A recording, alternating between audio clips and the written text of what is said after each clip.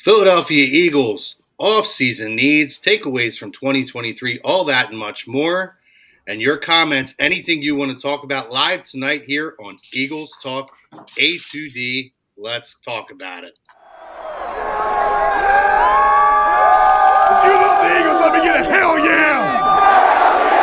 You love the Philadelphia Eagles, let me get a hell yeah! Philadelphia!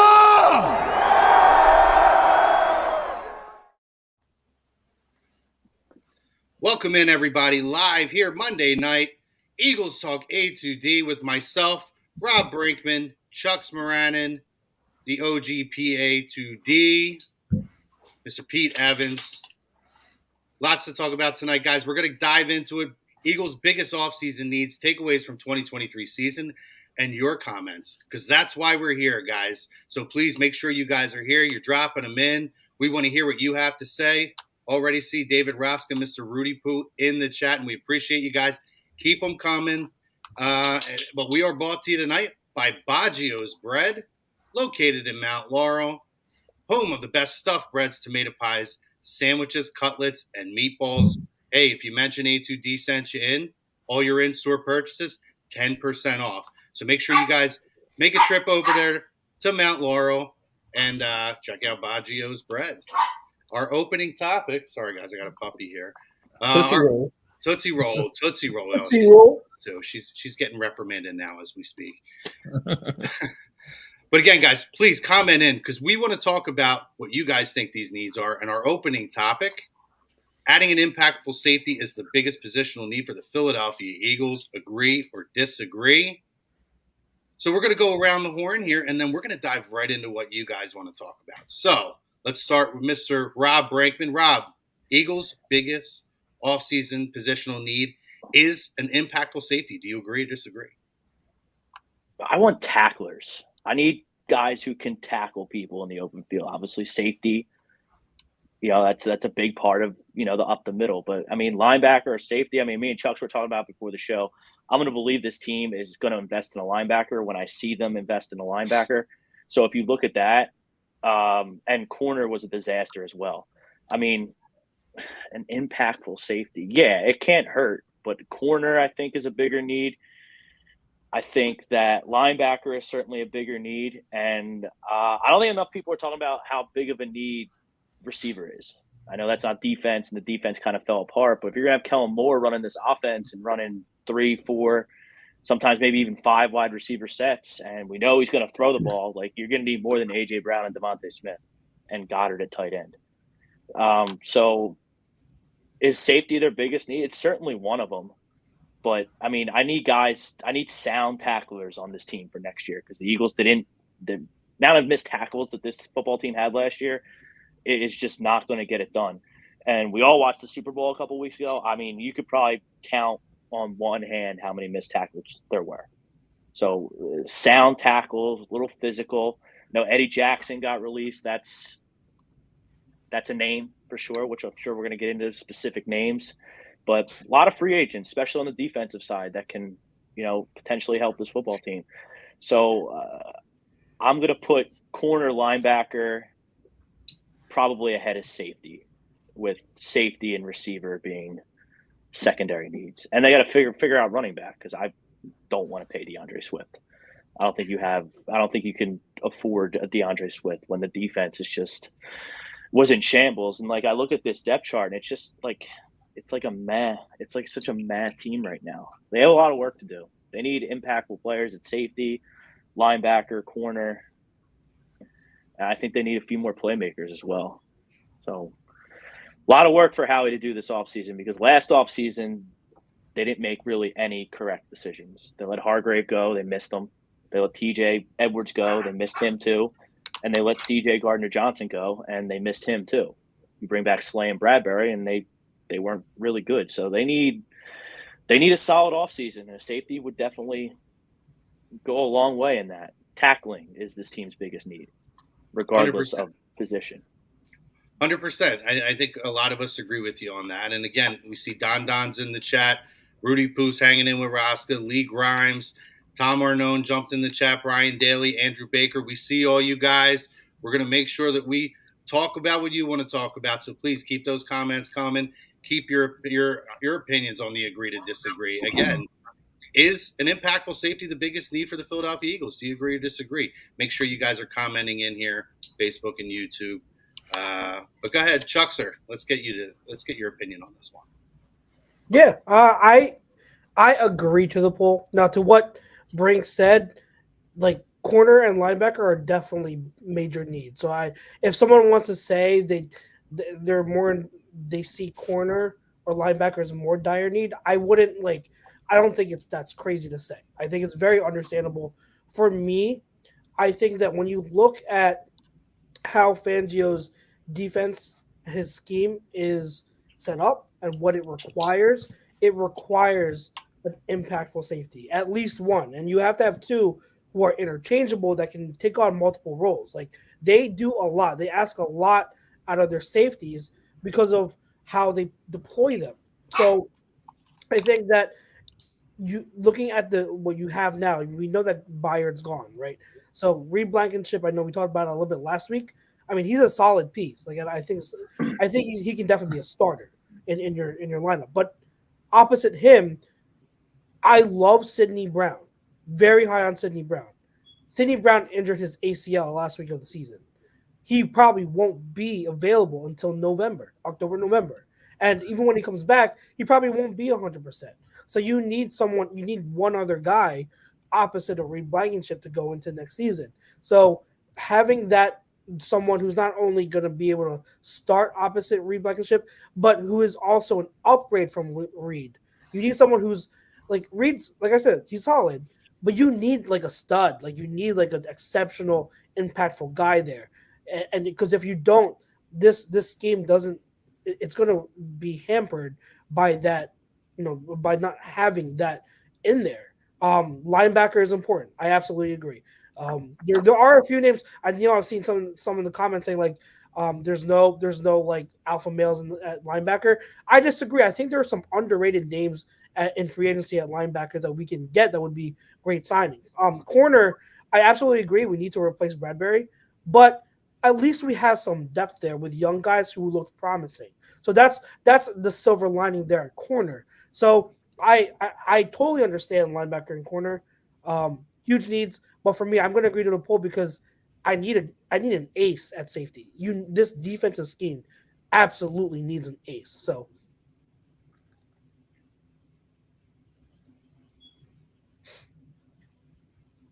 you muted yourself.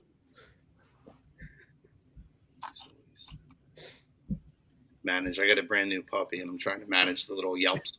But no, Rudy Poo is the one that dropped that comment in there. And after you go, Pete, there's a couple good comments in here. Rudy Poo drops another comment in here. Andrew Baker welcoming in Martian. We love Martian. He's back. Martian. Don. A lot of good stuff. Already getting some good engagement in here. So we're going to make sure we circle back with you guys. Pete, agree or disagree, buddy? Impactful safety, biggest need for the Philadelphia Eagles this offseason. I'm not going to sugarcoat it since I'm the last one. I absolutely agree. And it has to do with what Chuck said. With Fangio's scheme, safety is more important. Also, I go to Brinks as well, what he said about cornerback, linebacker. Even the wide receiver, third wide receiver is big, but you're dealing with more. You have more cards to play on the offensive side. You have more cards to play, even at linebacker versus what you have at safety. When I'm talking about depth and the best talent that you have right now, they don't have that at safety. I meant to say linebacker there. I think they have more. You can hide linebacker play more in Fangio's scheme with the Van Ginkel, maybe even can bring back a Zach Cunningham. But you need that safety to be able to do it all. And you need somebody that Reed can learn from and still draft one and invest in that. And in some point, maybe day 2 or day 3 of the draft and coach somebody up. They're not dealing with a lot there that they have on the defensive side of the ball. Hell, we can see that they can make one stop in the Cardinals game. That's a win. You can make a stop in the Giants game. That's a win. Listen, this team can walk in on any given day and score 21 in most cases. In most cases. What they didn't get this past season that they did in 2022 to 23, they didn't get short fields. They didn't have a game changer. That game changer was Chauncey Gardner-Johnson. You seen how many interceptions he had before he got hurt that last season he was here. Definitely missed him. They need that back. So it can show you when you have a safety who's a game changer like that, who can get you extra possessions, it can hide a lot and mask on defense. I will also venture to say this before we jump into the comments as well. This team, as much as I want them to have a third wide receiver, probably a bigger, sneakier need now with Kellen Moore here is you need a downhill running back. It's huge and it's not being talked about. We'll get it somewhere. I know Chucks is looking at that, making that face, but if you look at Kellen Moore and what he did when he was in Dallas, when he had the success, he had a thunder and lightning combo. I'm not saying you got to invest in a lot, and I'm not saying he has to be the number one, but there's no one in that running back locker room right now that can get those tough yardage that we need. We need that back at some point. It is a sneaky need because it's a sneaky need. Here's one thing we're talking about, right? We're talking about the efficiency of the offense and making it better. The defense is a whole different conversation. We've heard it numerous times. The defense was the bottom of the barrel. It was the scrapes. You can't go anywhere but up. So when you talk about, okay, can we score instead of 28? Can we score 30 a game? I'm just not trying to give up 32. Let's give up 27. The defense is the bigger need there, and safety, it starts there. If you look at Fangio's every stop, Justin Simmons in Denver, Eddie Jackson in Chicago, he's had key safeties. He's always had, I won't say no names because he got a start when he was in about 13 years ago. He was at Jim Harbaugh in San Fran. He got somebody going into the enshrinement ceremony this upcoming year, Patrick Willis. He had that, but that's very few and far between. If you go look at the list of linebackers that he has had, he made Alex Singleton into a player when we let him go. He's still in the league. I'm not saying that that's a name to write home about, but that's what he can kind of do in his scheme. But when it comes to safety, he needs a study. He needs a stud corner. And Chucks, I love your point, what you said. When it comes to cornerback play, we have depth there. And maybe, you can move up from Bradbury. Maybe Keeley can step in. We will see. But I absolutely agree to the poll. It starts at safety. Yeah, I mean, we've already got comments bringing in some of them. Somebody's Tom Arnone saying, bring back CJ back. He brings up Eddie Jackson as well in a one-year deal. Tom and Don both dropping in. Mark Henry talk. Martian also. Derrick Henry. I do not want to see Mark. If you give the ball up to Mark Henry, you need a yard. Mark Henry, oh, my God. Derrick Henry, oh my God, man! You get some sexual chocolate on the 1 yard line. Oh my God! Hey, listen, that's what he does. That's what he do. Martian also says King Henry talks, always a good time. I mean, we've heard that name floated around here even last year at the trade deadline. A couple other comments in here I thought were pretty good though, guys. Martian brings up Kitchens or Nubin with the 50th pick. Yep. What do you guys think about that? I like Nubin. Pete. I like Nubin a lot. I haven't done as much study on Kitchens. I've done a lot on Nubin so far to this point. I would probably say Nubin is mine. You could go back and forth. It's a consensus. There is no consensus, not top safety in this draft. Now, I will go back and say this. I also, since the last time we did our show last Monday, I also did some more watching of Cooper DeJean. That's a dude who could do both. Mm-hmm. He can do both. He can play safety and he can play corner, but that's going to cost you a first round pick. I don't know if they're going to invest that high. And like Brink said, until they invest a linebacker, I'm not going to believe it until you prove it to me, right? But when it comes to safety, we've seen them at least making attempt at safety, where it comes with the dollars and the cents, or it comes with draft capital. They have at least made an attempt. I don't know if he's going to stick his toe in that water. For you have to see how the board plays out, for one. Yeah. Right. You have to see kind of what you get in free agency. But I can see them going more Nubins or Kitchens in the second round versus going Cooper in the first. Yeah. Rob, Nakobe Dean here, bud. Is he done? Is his time over? Andrew wants to know. He can't stay on the field. Did his time start? When did it? Yeah, when did it start? Did I miss it? Yeah, pretty much. Did I miss it? I mean, it's tough. It's tough. I mean, we talk about on the Sports Hounds when we used to be on Monday. We Thumb and Cavich on. It's tough to evaluate these loaded college teams. Are you good because you played around a bunch of 5-star recruits, or are you the straw that stirs the drink? Jordan Davis kind of looks like, he benefited a lot from playing with a bunch of studs and was just bigger and stronger. And Nakobe Dean just stood behind Jalen Carter and Jordan Davis, stepped in the hole and made a play. Trayvon Walker, who's the other guy? Devontae Wyatt. Who's the other guy who plays for Green Yeah. Bay? Another Green Bay, linebacker. I can't. Clay Walker, who always gets kicked out of the game for punching Yeah, Quay Walker. and everything. Yeah, that guy. But like, I like that. I like that stuff. They need a Quay Walker on this team. They need Yeah, someone who's that'd gonna be big. get their hands dirty and be physical. And, you know, be a little bit of a scummer out there. I'm all for that. But I mean, I'll evaluate when Kobe Dean's done or not when he actually starts, because I haven't seen anything from him. Like, how can you trust that guy? He's an undersized linebacker, which I guess is the trend in the NFL these days. You get these hybrid undersized guys. But Nakobe Dean, I mean, hasn't proven to be a short tackler, hasn't proven to be a coverage guy. Like, what is he? Like, what's his skill set? Over under 100 tackles right now for Nakobe Dean next year. Under. I mean, I look at a guy like Devin White, who's really good. He only had 83 tackles last year. So, or maybe what at what number would you start to take the over? Well, let's circle back on that, boys. Let's pay a little love to Baggio's. Baggio's Red Mount Laurel, home of the best stuff. Breads, tomato pies, sandwiches, cutlets, meatballs. Let them know A2D sent you in store. You're getting 10% off.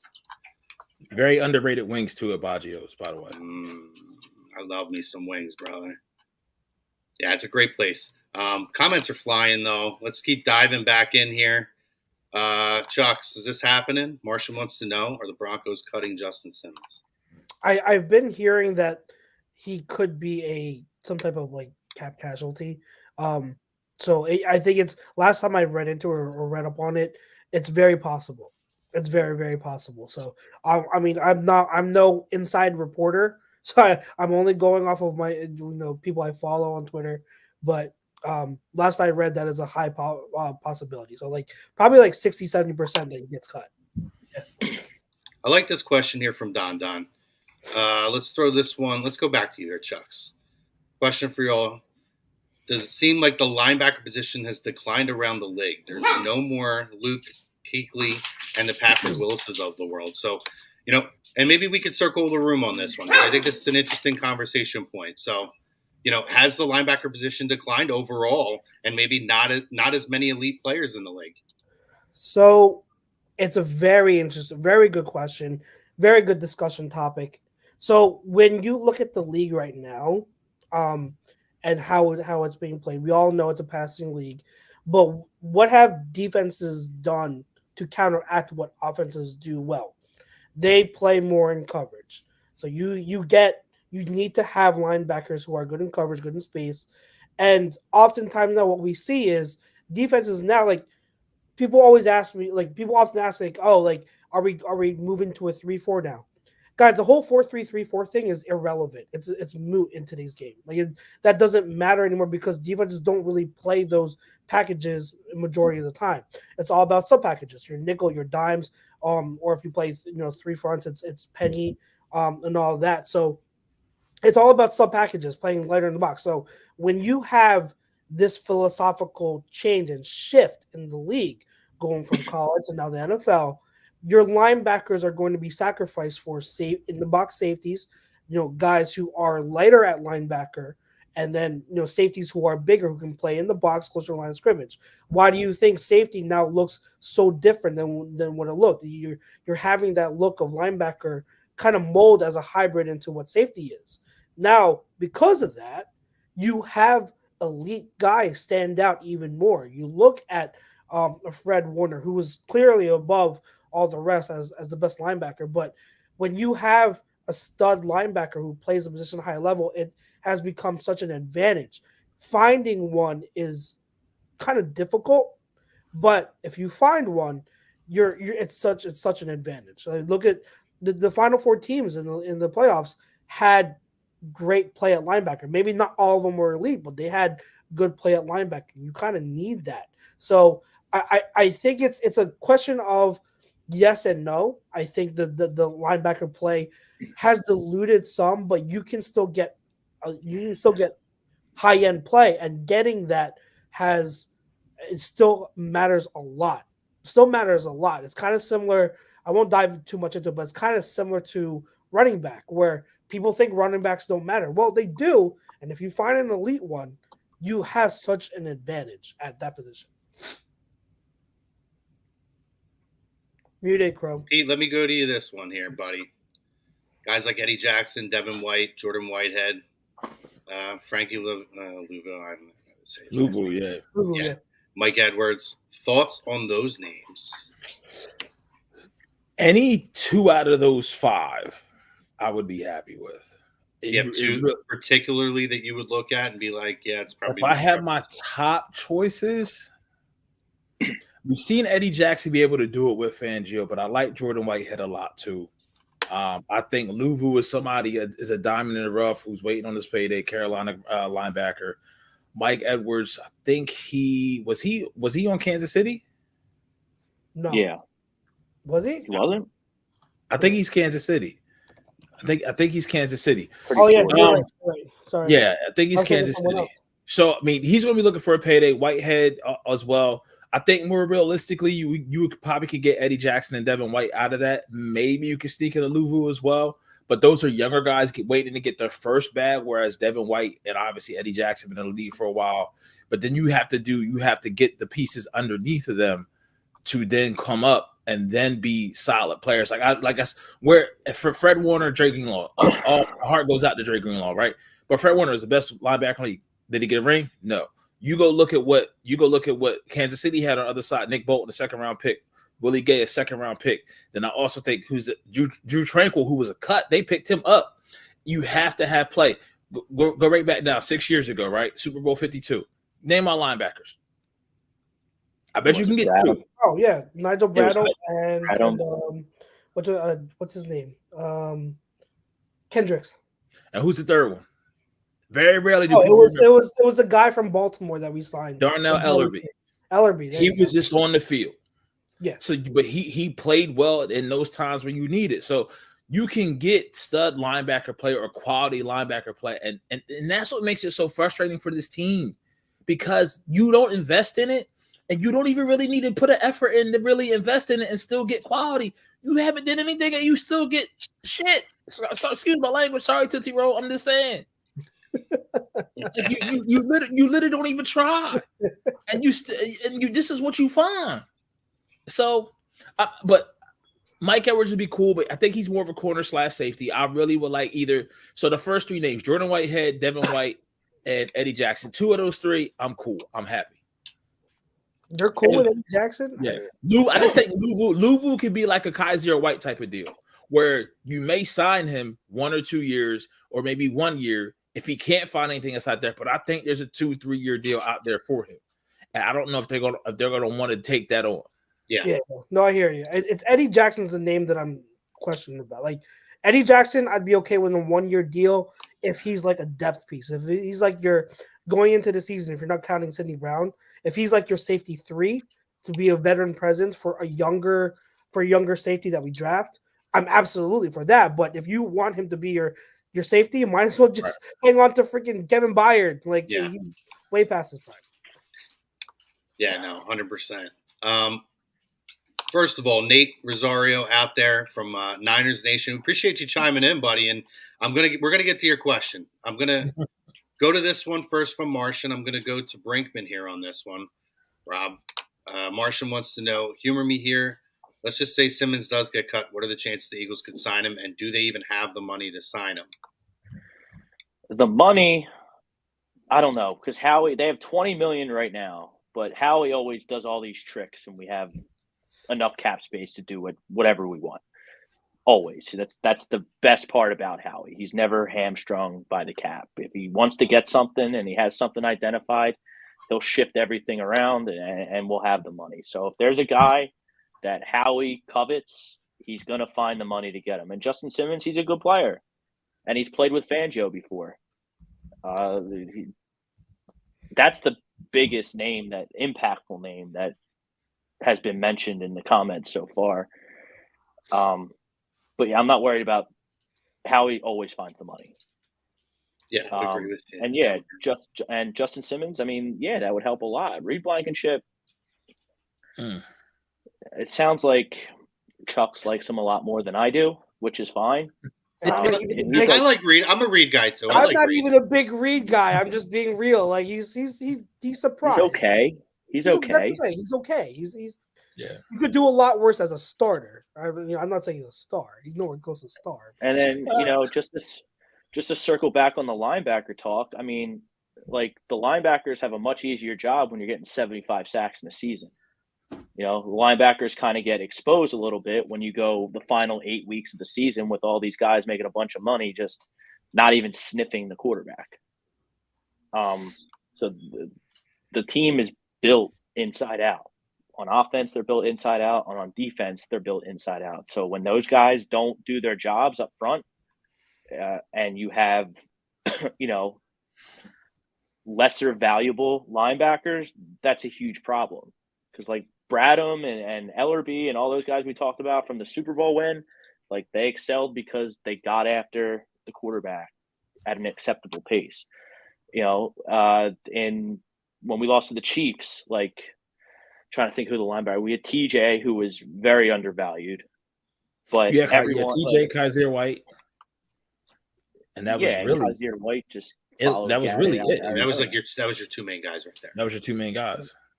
Like when you have, Hassan Reddick sacking the quarterback 22 times, it makes it easier. It makes it way easier. It also makes your secondary better. Yep. So, like if the and I don't know what's going to happen with Reddick. I don't. I think he's back. I think they find a way for him to be back. Yeah. But like they paid Josh Sweat a bunch of money too, didn't they? Not a bunch. No. They paid him, but not.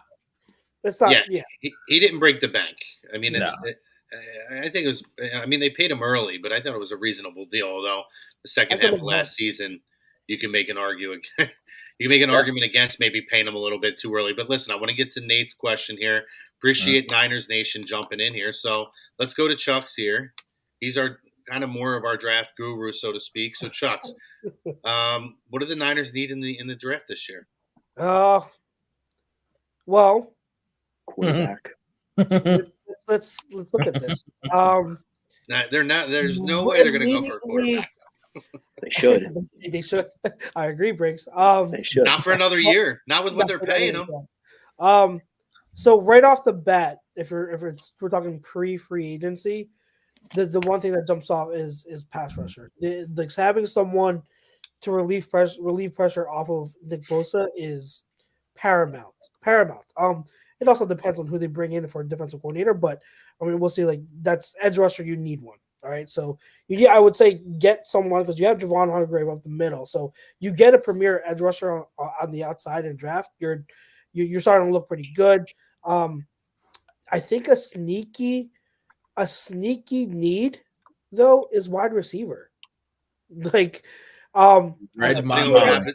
Depending on what happens with Ayuk too, right? Because isn't he a free agent? P and I are on the same page with this. We really believe Ayuk gets traded. I think. Yeah, I don't think that Ayuk's going to be on that roster next year. Yeah, I don't see it, and thank God I want him off that team. But with Ayuk gone, he's your best pure wide receiver. Okay, and with him gone, you need someone to take off that. Like you need a wide receiver. You legit need one. So that's a sneaky big need. And this draft class of wide receiver is loaded, absolutely loaded. So I would not be surprised at all if they target wide receiver early. Tom Arnone, a new coach. That's funny. Listen, he ain't wrong. He says it every year. He's such a nerd. Him on Shanahan is like not Tom Arnone. Yeah, but him on Shanahan is like Stephen A. when he calls the Cowboys thing. He said, "Just wait, it's going to happen every year," and he's right. He's right. That's Shanahan is Tom's Dallas Cowboys call every year. You know it's going to happen. You just got to sit back and wait for it. He didn't know the rules in overtime. Yeah, I'm not buying that he had any idea what was going on. The excuse that he gave in that makes no sense to me. And your team doesn't know the rules? He wanted the ball third. Like, go to bed, kid. that team, man, there's something that's very scarce. And I've been calling this before the transitional shift here at A2D, which I love. I've been calling them the Santa Clara Niners. Like, you can't have this bully attitude and be from Santa Clara. And if you've ever been to San Fran, it's a clean city. Like, it's just spotless. You can't give me that attitude. But you know what? They may hold true to the fact of of how that city is and how that area is because they have no accountability, not from the top to the bottom, nothing at all. There's no looking inward at, and when you say it publicly, where you say these things to where you give outcries and you sound like you whine and you embrace it, I can't rock with you. I had a couple 49ers fans I saw on Sunday said they're done getting Sunday ticket until Shanahan is gone. They're not getting Sunday ticket. It may change obviously by the time week 1 rolls around, but this is the feeling that they had. Like, well, if not this year, when? Yeah, no, I know. I've seen a lot of Andy Reid comparisons with that because Andy Reid, he was a good coach in Philly, but he never really got over the hump. And then the loser. They let up 19. What it was 19. They lost 22-19 in the Super Bowl, right? Do I have that right? 25-19. 25-22. 25-19. 25-22. And then he goes out. He fires his D coordinator after. This would be his third D coordinator in many years. When his genius offense couldn't score touchdowns at all. All they did was kick field goals. Well, you kick field goals in big games in the NFL, you're going to lose. It wasn't the right fit. Wasn't the right fit. Shelve that for 2 seconds here, guys. Shelve that for 2 seconds here. First and foremost, make sure you guys hit the like, hit the subscribe, set your alerts, Facebook, Instagram, YouTube, wherever you guys are following us, all major podcast platforms. We appreciate it. We always love that you guys share the love. A2D is as big as it is because of you guys coming back, commenting every week, telling your friends about it, getting an Uber and telling your Uber drivers about it. I'm telling you, this whole thing is here because of you guys, and we love and appreciate you. So please, if you haven't yet, please make sure you guys are doing that.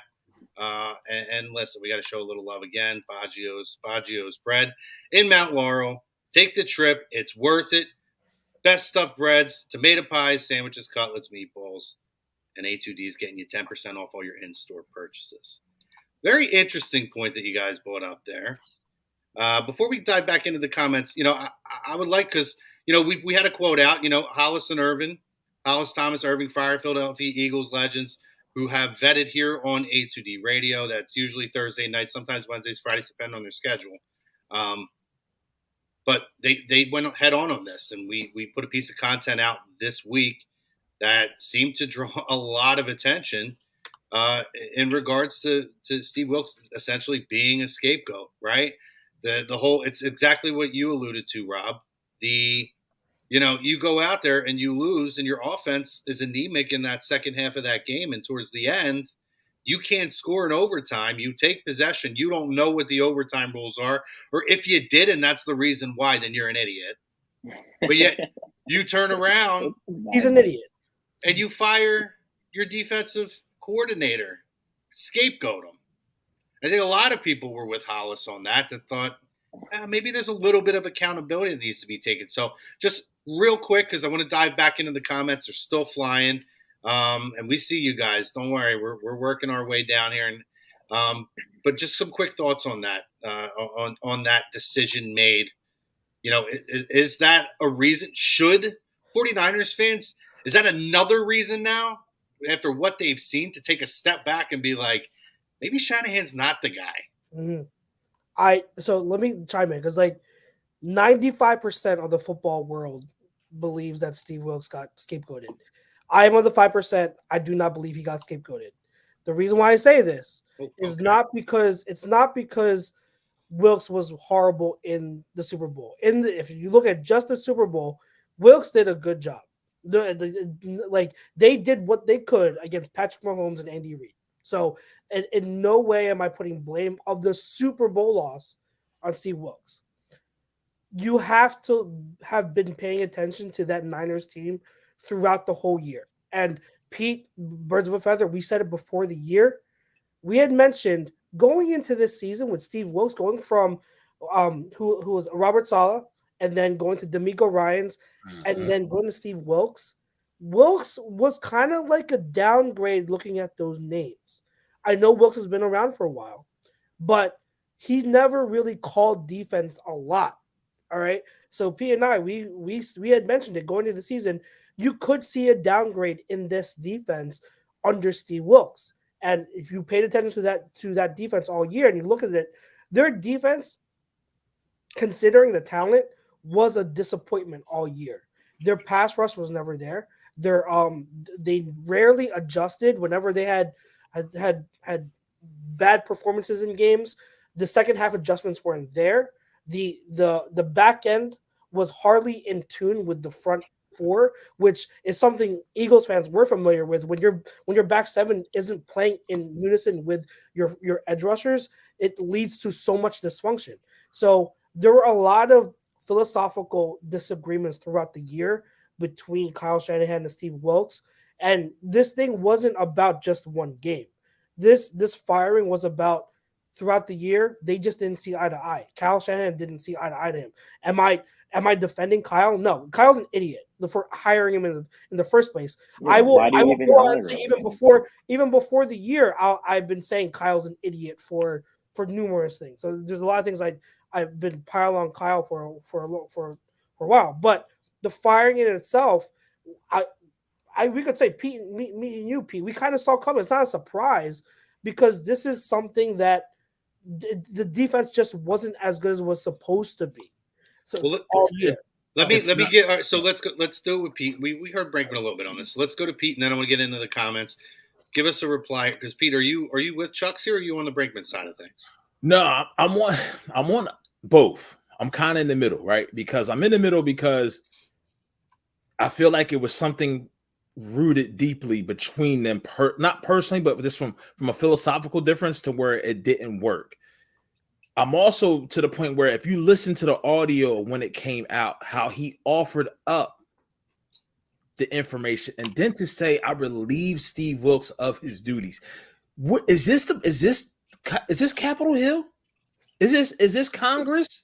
Like, is this the House of Reps? Is this the Senate? We're talking about football. Let's say if you moved on from him, move on from him. Because guess what?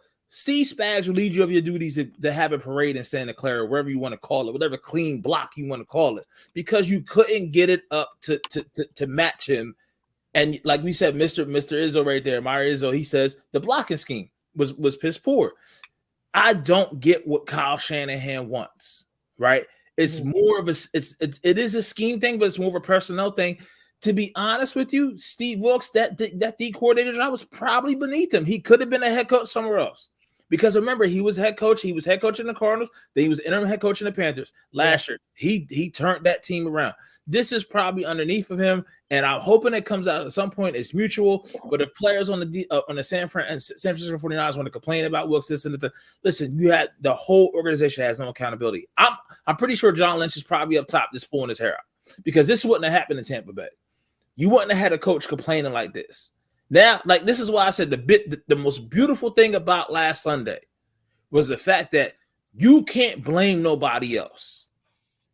You can't. They can't. You had the lead. You had a 10-point lead. You had the ball first in overtime. You can't say Brock Purdy got hurt. We could have did this. We should have did that. Nah, fam. Because even when Greenlaw went down, you still had the 10-point lead. And now Ayuk is out there. I can't. I want to see it. I want to watch it burn. Just burn, baby, burn. Because I'm so sick of these pompous assholes who think that they could act like the Golden State Warriors who actually got rings and y'all ain't got nothing. Nothing. No, and I think that they have the Chiefs on the schedule next year. They do. Sure I saw that. They do. That's going to be their Super Bowl. They're going to come out in black suits and they're going to win a Week 10 game and bark their mouths like they always do. Yep. Yeah, a couple other things in here. Oh, Don. I mean, that's not happening. Is it possible? No, I don't know what their situation is financially. They would have to trade for him because they're going to pick up the 5th-year option on him just to trade him. I mean, I understand that, but I mean, is that financially something that they can even? They have a shit ton of cap space because they have young talent, right? But I would imagine he's going to want an extension, right, wherever he gets moved to. So they can afford that. Yeah, they could afford that. They could afford that. A couple other names dropped in here that we haven't seen, so just want to show a little love to them. Obviously, Mr. Izzo, he's been in here commenting quite a bit. Appreciate you dropping in there, my friend. But yeah, a lot of things about Ayuk in here. People think he's going to Detroit. People think he's going to Kansas City. Let me ask you, Brinkman. Okay, so that was my question, real quick. Ideal landing spot for Brandon Ayuk if he is to be traded this offseason, where would he go? And I think we all probably think that's possible. I mean, he's a really good receiver. He can help a lot of teams. I mean, the Chiefs come to mind. Put him with Rashee Rice. That's a duo. I haven't really heard anything about Detroit. Detroit has St. Brown. They have Laporta. They're probably good on, but I mean, you need a lot of good players. The Ravens. It's an offensive league now. Yeah, the Ravens come to mind. That's a good. That would be an interesting spot. I mean, Odell Beckham, and I love Derrick Henry. That just feels like a Raven thing to do. Yeah, is get Derrick Henry. But I mean, past Zay Flowers in Baltimore, Odell, no, like Aguilar is okay. I feel like I'm missing someone, but I mean that's a good fit. You got Bateman. Yeah, Bateman. He hasn't really. I thought he was going to be really good, but he hasn't. Injuries, man. He hasn't panned out. Cleveland would be an interesting landing spot. You're missing a spot. The Texans. I would love. Well, Pete already said that. I'm trying to say something. Okay, my bad. Yeah, I'm saying somebody different, right? He acknowledged it. We didn't go too deep into it, but yeah. I was getting ready to ask the question. That's why I said let's try to go through it quick. But yeah, I mean the Browns would be an interesting spot, particularly with another year under Amari Cooper's belt, right? You have to think at some point, the table is going to start to fall out a little bit. So, that's another weapon there. And I think that team's pretty close, especially with that elite defense. Adding offensive weapons, adding an Ayuk on that team, another deep threat. I mean, whether you have Joe Flacco coming back to throw to him or Deshaun Watson, whoever it is, it's a great piece to have for that team. Who do you got, Chucks, other than the Texans who we've seen? That was who I was thinking. I mean, if the Chargers, I don't know what the Chargers cap space is, but they totally bombed it by going Quentin Johnson over Zay Flowers. So they need a deep threat. They need speed. So I mean, maybe the Chargers, they come to mind, but my wish list is Texans. I would love to see him on the Texans. And like the reason why he wants to leave San Fran is because he's been playing second fiddle to Debo and CMC. But he's the best wide receiver on that team. Better than Debo Samuel. Yeah, he wants to go somewhere where he can be featured. So exactly. Another sneaky team that it's going to be tougher to get them done because it's in division is Arizona. Oh, because they literally, I mean, they have nothing. If Arizona drafts Marvin Harrison Jr. and then somehow is able to trade for Brandon Ayuk, that is wow. You can even say Carolina. Like think of teams who don't really have a cemented number one guy. Yeah. Right. And Jacksonville lets Calvin Ridley walk. That's a sneaky name that's people that's not talking about being a free agent because he didn't get a new deal.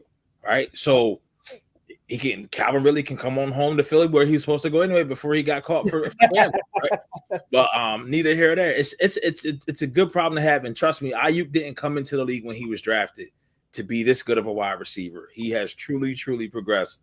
And we've been on him ever since he was drafted. That was a good spot for him. It was the best spot he could be for his first 4 years in the league. Yeah. Yeah. Martian, I see your comment in here about Chris Sims. Only because we're about a minute and a half away from, taking our quick stop here.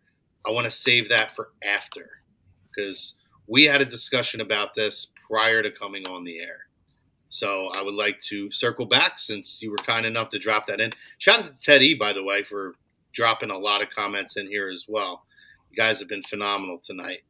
I mean, we got some. Pete, let's just say this one's a fun one. Top 20 prime rapper. We'll step away from the football game, but why not? when you say top 20, like 20 as an age, or like I'm just. All right, we're not going to go. What is? Like in their prime, we're not going to go 20. Oh, in their like so sneaky answer. Everybody would say Jay-Z, whatever. But I'm gonna say Wayne. Wayne is probably the most underrated goat of all time. Okay. Lil Wayne. There's no J. Yes. Cole. I mean, Cole's getting there, but Wayne been doing this for a while. Yeah. For a quarter piece. He's been doing this for 25 years now. Like even from bling bling to Wayne is still one of the hot. When I say underrated, people you don't think about his catalog being so long and so deep. And don't get me wrong, J. Cole got bars for days, but his catalog ain't Wayne's catalog because he ain't been doing it for 25 years. Yeah. I totally get that. That's fair. All right, I'm gonna answer this question. and maybe I'm a little bit biased, and then we're going to take our break here. To me, it's Jim Johnson.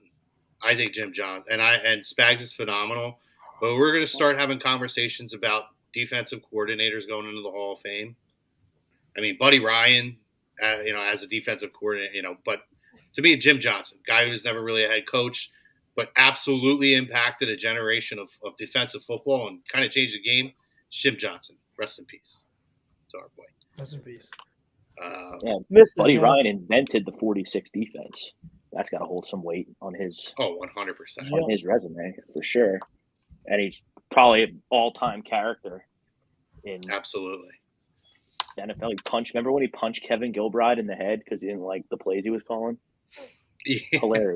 Hilarious. He was a trip. Hey guys, make sure you're hitting the like, hitting the subscribe, set your alerts. Facebook, YouTube, Instagram, wherever you're at, all our podcast platforms. We love you guys, and these comments are phenomenal. Keep them flying. And listen, little love again to Baggio's over in Mount Laurel. Take a trip by. Let them know, hey, the fam here at A2D sent you in. You're getting 10% off of your in-store purchases. And Pete, what'd you say is phenomenal? Underrated wings, right? Underrated wings. I mean, we're talking tomato pie, stuffed breads. The sandwiches are really freaking good too. I don't think those were there, but the wings, the stuffed breads, the tomato pie. I mean, yeah, it's all love. Yeah, get in there, show them a little bit of love. But yeah, there was a comment I wanted to circle back here. It was from Martian. You got it? I think.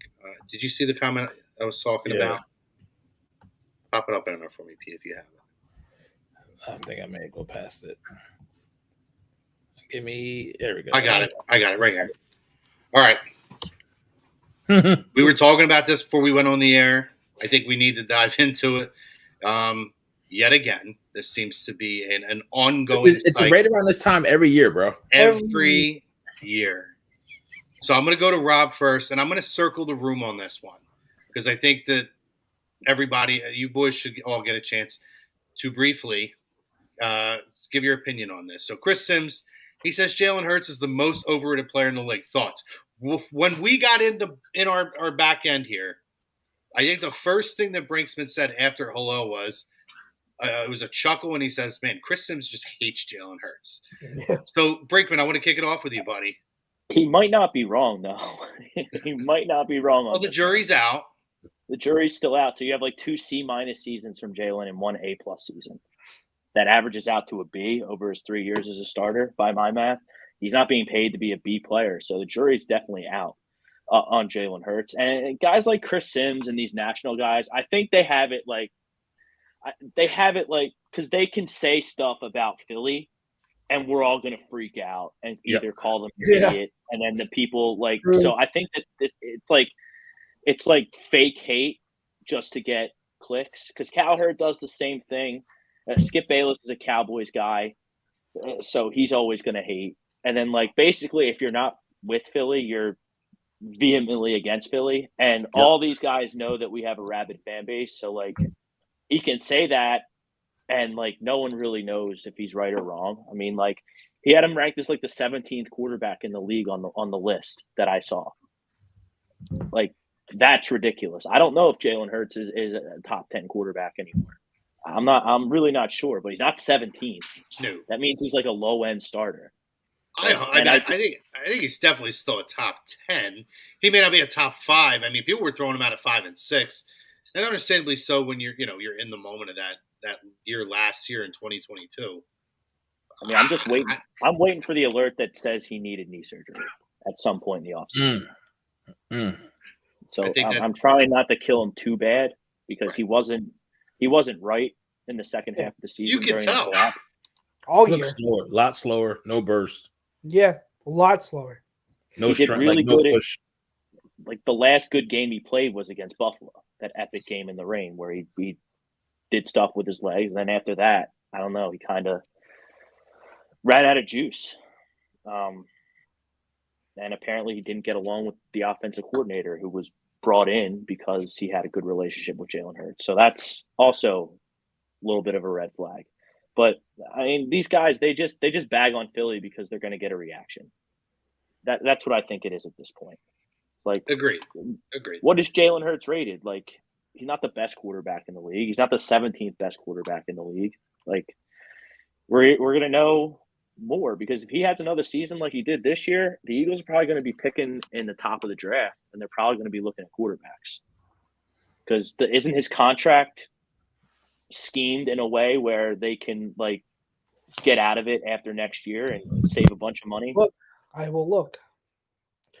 I think I saw that somewhere because he's got something about 80 mil. If it doesn't work out, they can save on the back end if they bail after next year. And like, he was paid prematurely. I mean, well, Tom was beating that drum for a while, for sure. But like, you don't have to. Why you don't have to? I don't know. Coming off, I get that you technically don't have to, but I can't knock them for doing it. And Pete, I want you to jump in here in a second, but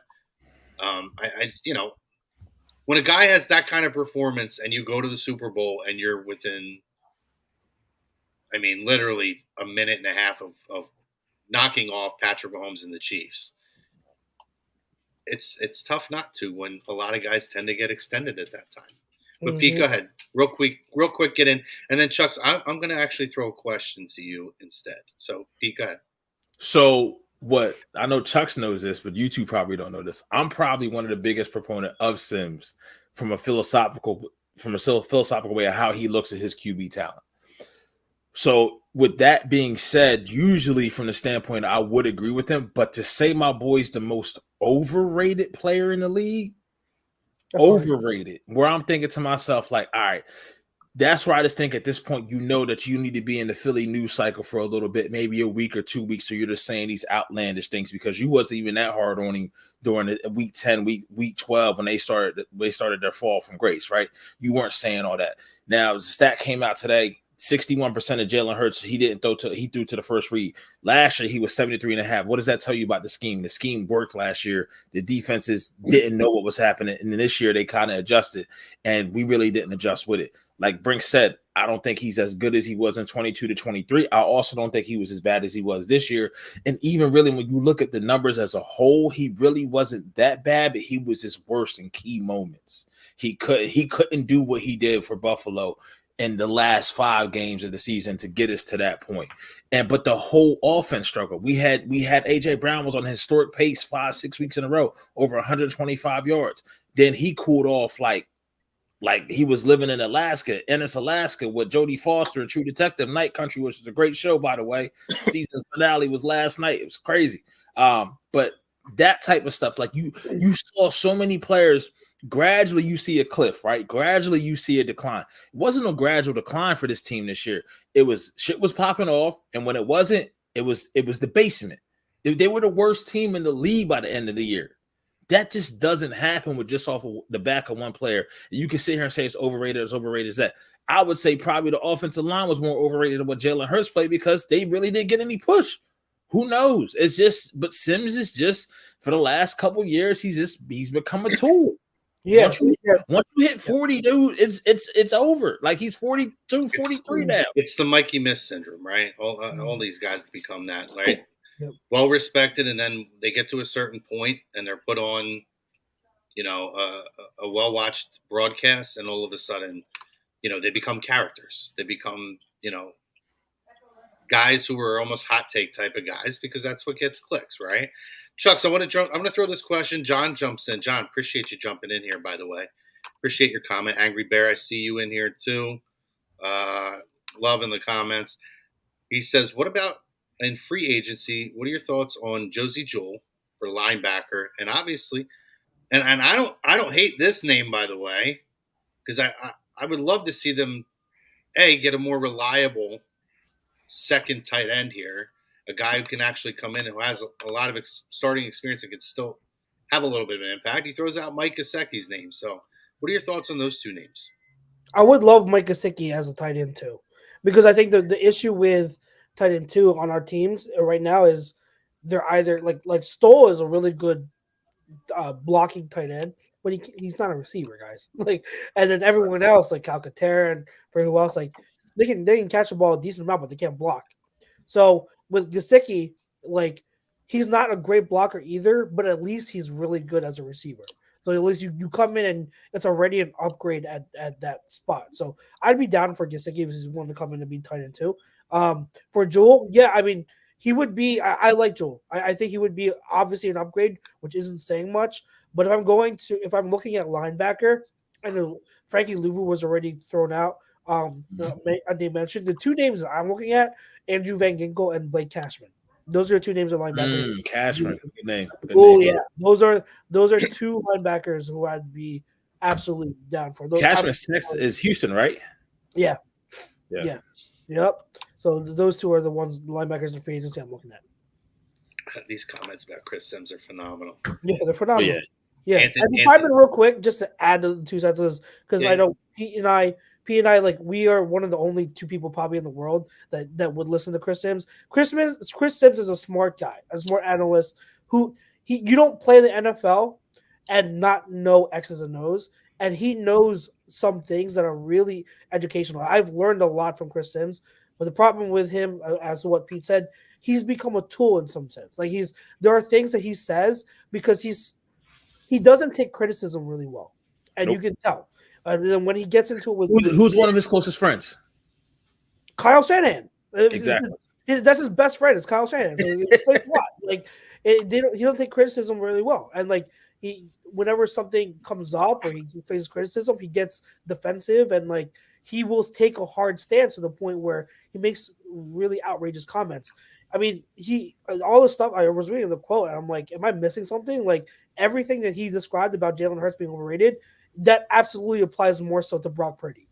But if there's one quarterback in the league that is the most overrated, overhyped quarterback in the league right now, it's Brock Purdy. So I mean, talk about a guy who has a super team around him. So he was low on Hurts. He hates that Hurts kind of is proving him wrong. So like he's taking a hard stance against it, and he'll say whatever he wants to. These comments, by the way, circling back to the rapper, Pete, have been excellent. Don, you're right. Chat's been great tonight. Thank you guys so much. Seriously. I mean, this is mine right here, Pete. Thank you, Teddy. Wow. I'm with. I mean, he could rap, but come on, man. I'm in. See, Martian thought I was going to go here, but I'm swerving. I'm going R-Truth over here. Let's go. He's not. I mean, with Truth being from North Carolina too, I can't even give him the best rapper in North Carolina. I got to go to Cole. Wait, isn't he on wrestling? Yeah, he is. On wrestling. Yes. Come on, you ain't never heard "What's right? Up"? But like, he's actually a rapper too. Yeah, he has. He used to sell CDs out his trunk, man. Yeah. No, he thinks he's in the Judgment Day. So, Briggs, how old do you think? How old do you think R-Truth is? I just saw this online. He's like 54, I think. Yeah, he's pretty old. What's the best thing about R-Truth? Before we move on, I love R-Truth. He's the only person I've ever seen that when he was 30, he looked like 40. And now that he's 54, he still looks 40. He's never physically has never looked a day older than he did the day he came in. He literally is like just one look for his entire life. It's unbelievable. He's like Jim Gardner. Well, he went from the oldest looking 30-year-old you might ever see to one of the youngest 54-year-olds you'll ever see. It's amazing. Balanced out. Jadakiss. I mean, he's in my top 5. A lot of comments in these. You guys raise that. He's in my top 5. Yeah, I'm not sure if that's Tom or Chris back there, but they also throw. That was me actually. Oh, there you go, Pete. There you go. DMX. I mean, Earl was great, man. Earl was great. It's just, I will say here's my greatest analogy, right? Wayne, Jay-Z, that's your Jada. I mean, that's your Flair, your Hogan, the longevity, your Bret Hart. X was stone cold. There was no period. My man dropped As Dark and Hell is Hot in 98, Flesh of My Flesh in 99, and both of them were #1 platinum in less than 12 months. That was stone cold. Like there will never be another rapper like that. That's crazy. I mean, people. I know these Gen Zs and shit like that. They may say Drake, Champagne Poppy, but my man out here doing self nudes. I'm not dealing with all that. That's too much. Ain't nobody singing on tracks. Like, I'm talking about the straight bars. Listen, this was a great show, guys. We're coming up against it on the time. Nate, by the way, I see Nate dropping a lot of comments, a lot of questions like off sports, which we love, by the way, and we're happy to do that. Listen, first of all, Nate, come back next week. I saw your Nickelodeon Disney question, wrestlers question. Come back next week. Maybe make that like a weekly thing where you come back in at the end of the show and you drop in your question for us, and we'll answer like an off football question for you. Because that was a lot of fun. And listen, the comment section got really crazy in here. And for the wrestling one, tune in on Friday nights in this very ring. Pete will be I'll be on there. there. Pete's on there. Every now and then I'm on there. Lots of wrestling talk. You want to talk about your top 5 wrestlers, your top 5 deceased wrestlers, your top 5 wrestling, whatever you want to talk about, you get in their chat. They're going to do it with you. But guys, great show tonight. We really appreciate it. And again, thank you to Baggio's for sponsoring the show. And obviously, guys, as always, please hit the like, hit the subscribe, set your alerts anywhere that you get A2D radio. For myself, for Brankman, Pete Evans, Chucks Moranin, it's been a great show. Thank you for all the engagement. We look forward to talking to you guys next week. But until then, give somebody a hug, and we'll talk to you soon. Go Birds.